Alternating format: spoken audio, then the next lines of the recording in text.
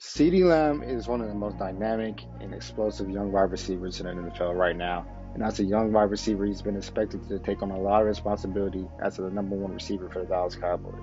With the departure of Amari Cooper.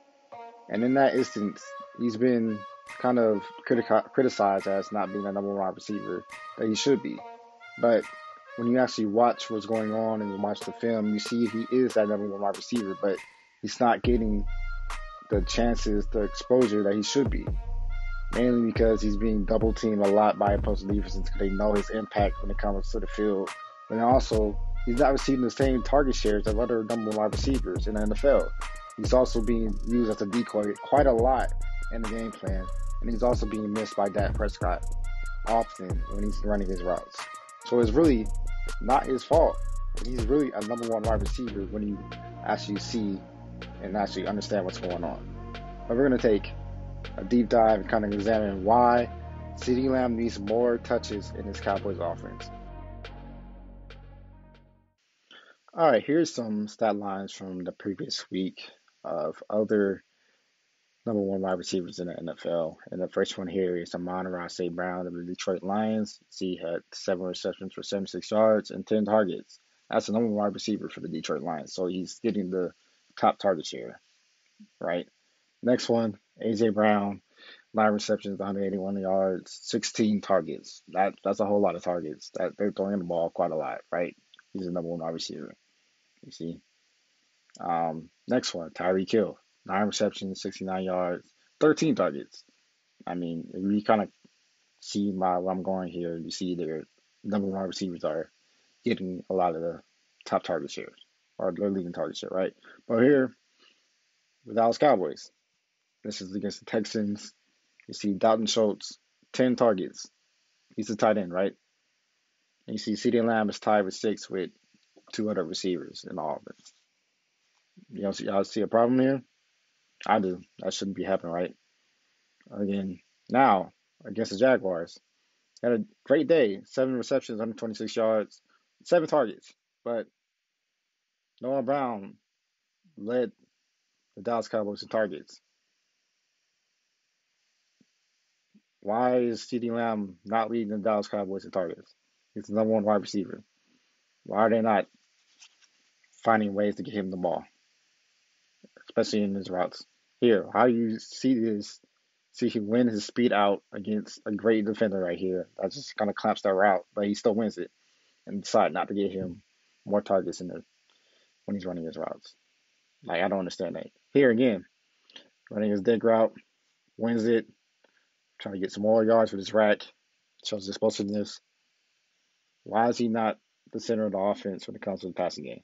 Why is he not receiving the target share he should be? Again, another play. Wins in his crosser, makes a great catch from Dak Prescott, ball from Dak Prescott. Like, how do you see this weekly and then decide not to give him the large amount of target share as the number one wide receiver? It makes 0 sense. So I don't get it. I don't know what Kellen Moore is doing, but it makes 0 sense, right?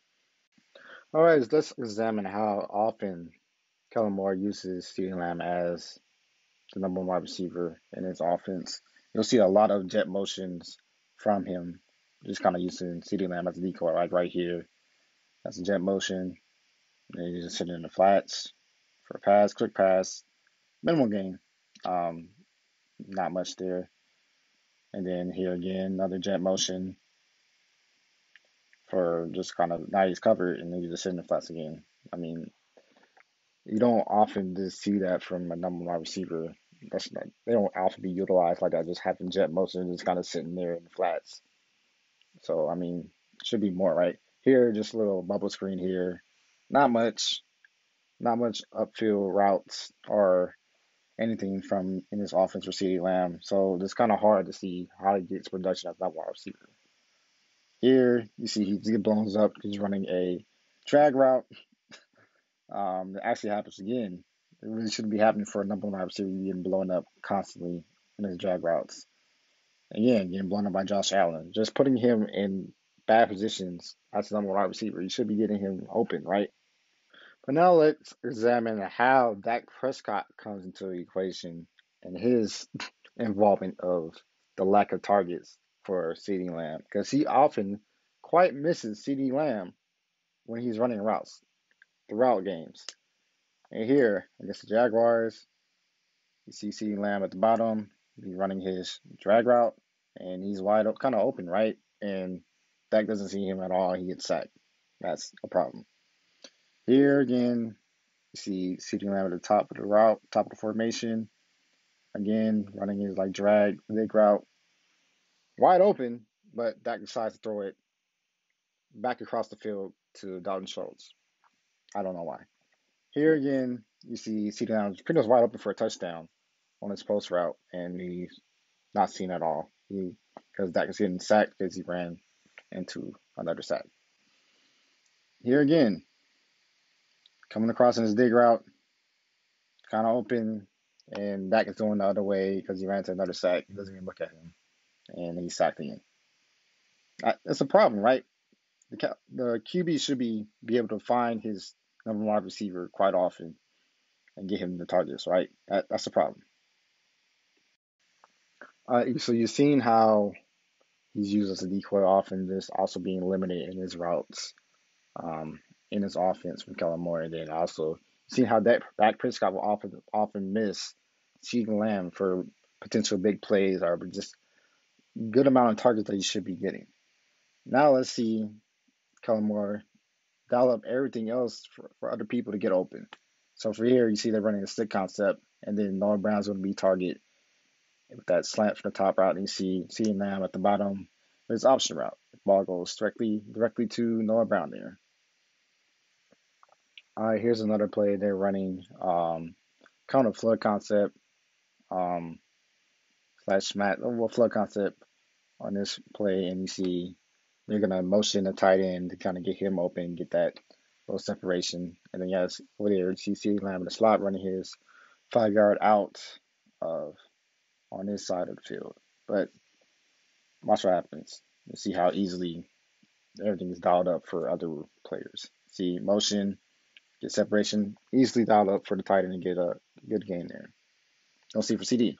Another great play for other players in his offense. Here you see the post wheel concept. They're running a double post with CD and the tight end in the slot, and then you have the tight end going to be motioning out to run that wheel route, and he's going to be targeted by Dak Prescott against cover 3 coverage. It's a great play here, but you see another concept that's easily used for other players, but not CD. But look, see motion, see double post, then look to the wheel, and then it's a kind of a dot from Dak. So you see how easy that is, right? All right, here on the final play, they're going to run a rub route for, guess who? Noah Brown. And it's off his chest and into the hands of the defender for a touchdown, and the Cowboys lose. First of all, why are we running a rub route for Noah Brown? Why is it not going to CeeDee Lamb? Why is that? He's your number one wide receiver. Why are you running a rub route or on an important play for your number 3 wide receiver? That makes zero sense. And this is the thing I'm talking about when it comes to this Cowboys offense. And with CeeDee Lamb as the number 1 wide receiver, he doesn't get his target share. He's often misused, used as a decoy quite often, and he often not seen by his quarterback. And then, as you see right there, they scheme everything else to get other guys open, but they struggle to get CD open by calling plays. He has to kind of make himself get open by himself. That's a problem. As a number 1 receiver, you should be getting majority of your target share for the offense, and then you should be able to be schemed open by the offensive coordinator quite often. And then your quarterback should be often looking for you as the number 1 wide receiver. They have to fix that. Dak needs to look for CD. Kellen Moore needs to dial up more things for CD. You can't be using a decoy quite often at all in his offense, because it's not going to be great for the Cowboys in the playoffs and in the future. So, I mean, that's a lot. Like, that's a lot to just look at and try to make sense of that, because it makes zero sense. But if you like what you hear, you like what you saw, want to see more, go ahead, hit the subscribe button, hit the like button, and I'm out of here.